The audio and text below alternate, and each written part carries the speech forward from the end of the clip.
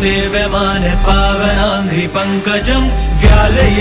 আপনারা সবাই কেমন আছেন? আশা করছি অনেক ভালো আছেন, আমিও অনেক ভালো আছি। তো সৌমিক শর্টসের পক্ষ থেকে আবার একটা নতুন ব্লগ ভিডিও নিয়ে চলে এসেছি।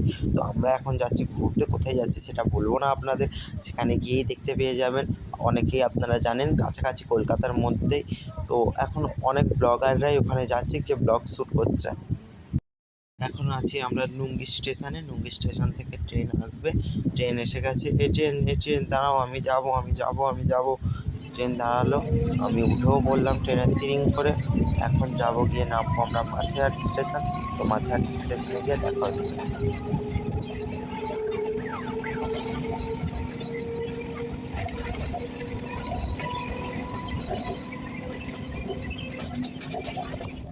মাঝেরহাট স্টেশনে এসে নেমে পড়েছি।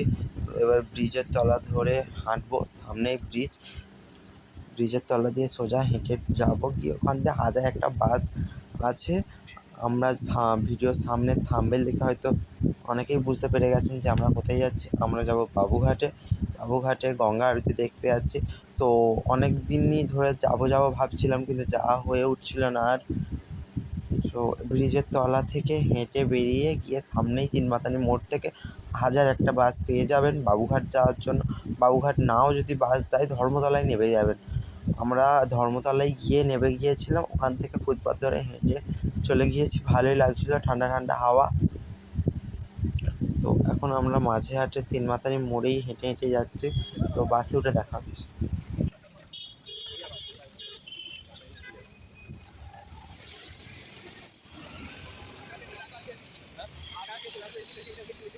তো আমরা এখান থেকে মাঝেরহাট থেকে 77A বাসে করে গিয়ে ধর্মতলায় নেমেছিলাম। ওই বাসটা বাবুঘাট যাবে না, ওটা সোজা যাবে হাওড়া। সেই কারণে ধর্মতলায় আমরা নেমে গিয়েছিলাম। ধর্মতলা থেকে হেঁটে বাবুঘাট চলে গিয়েছি। বেশিক্ষণ সময় লাগে না, পায়ে হেঁটে গেলে জোর 30 মিনিট সময় লাগে। তো মাঝেরহাটের ব্রিজ, এটা মাঝেরহাট ব্রিজ এখন ক্রস করছি আমরা বাসে করে। এই মাঝেরহাট ব্রিজটাই ভেঙে গিয়েছিল, এটা আবার নতুন করে অন্য মডেলের তৈরি হয়েছে। ধর্মতলায় আমরা নেমে গেছি। এই রাস্তাটা পার হয়ে ফুটপাথ ধরে হেঁটে যেতে হবে, কারণ কলকাতা শহরটা খুবই ব্যস্ত রাস্তা, কখন কী হয়ে যাবে বলা যায় না।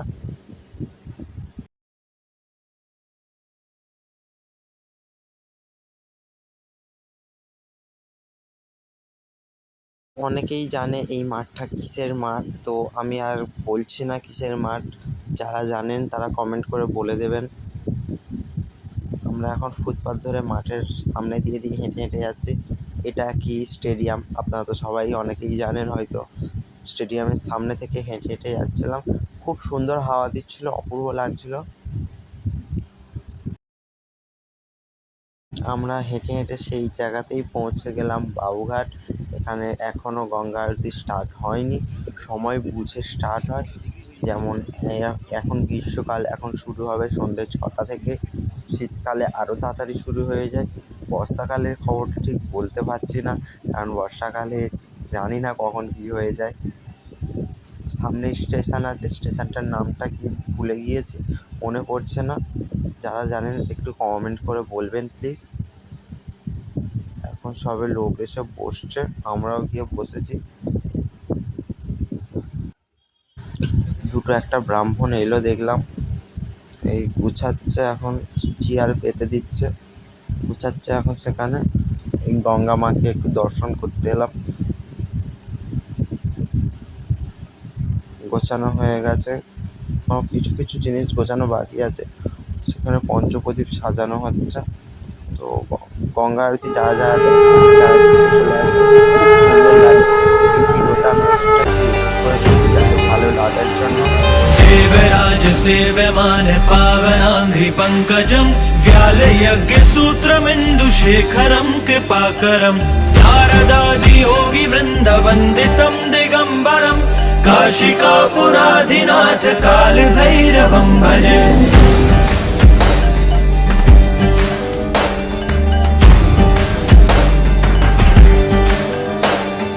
भानुकोटिभास्वरं भवाब्धितारकं परं नीलकण्ठमिप्सितार्थदायकं त्रिलोचनं कालकालमम्बुजाशमक्षशूलमक्षरं काशिकापुराधिनाथ कालभैरवं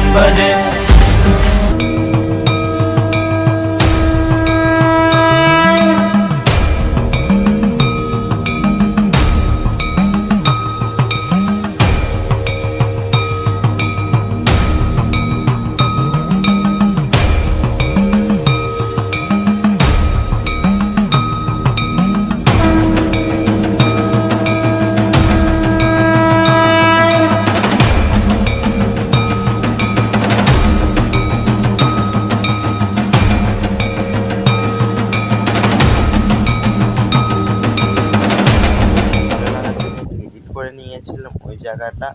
তো ভালো থাকবেন, সুস্থ থাকবেন, দেখা হচ্ছে পরের ভিডিওতে। বাই।